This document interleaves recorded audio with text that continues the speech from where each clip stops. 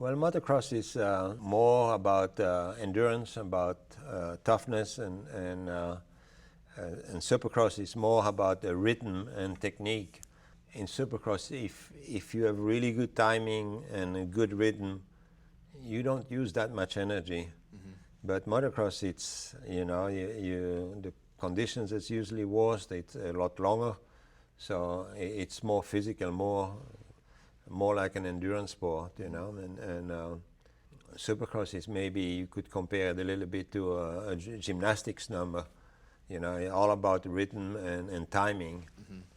Yeah, and the interesting thing too with motocross, we're racing in the heat of the day. It's summertime, we're outside. Yeah, that's a good point too. And that's the other thing that plays a huge factor, is just like, it could be 100% humidity, 100 degrees outside, and you're sweating, it's and physical. you're wearing helmets and goggles and boots and gloves and covered. Yeah, so I remember riders, I remember Purcell pouring water before the race, putting ice water in his boots because he was afraid he was going to overheat in the race, and he still did overheat, you know, but you had him covered there. That was in Texas, I remember. Oh, yeah, it was, remember, I never forget Austin's troop.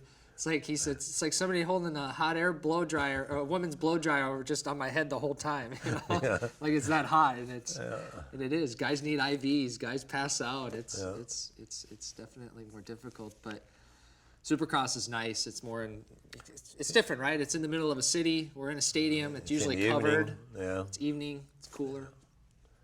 But too, other thing I was thinking about is, like, the motocross, the bike setup, you know, the suspension is, you know, you want more of a softer, firm comfort. You want to aim for comfort. Good control, but more comfort on the bike. The engine package isn't as aggressive as Supercross, because you want it more like a longer power band, more spread out power. Yes, Supercross is all about response and timing, and I'm still amazed at what you guys can do, you know, on a Supercross track. The guys today, they're so good, and they can come out of a corner and do a jump 60 feet and land it within a foot of their target, you know, and off of a jump 3 feet tall, not like a 7-foot jump, but just like a little out of the corner, small, not even a jump. Sometimes it's more like a bump sometimes, and you guys can launch off that and get so much distance and lift. The timing is everything. Yeah. Mm-hmm. Yeah. The timing is so important.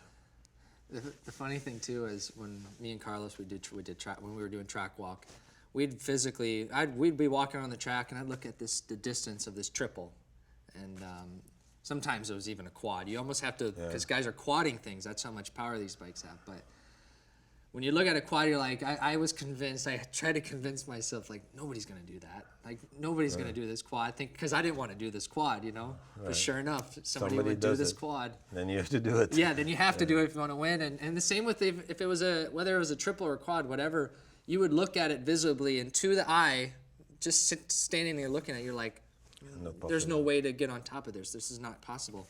And then when I would go out there on the track, ride, you'd hit it a couple times, and you're like, no, this is for sure possible. Yeah. And you drive out of the corner and jump right up onto the tabletop and off. It was just, and even on outdoors too, you're doing 100-foot jumps, and the Redwood, Larocco's Leap, you're, you know, what, 4 or 5 stories in the air, whatever that they come up with that. So it's pretty crazy what you can do on a dirt bike, or what it can do.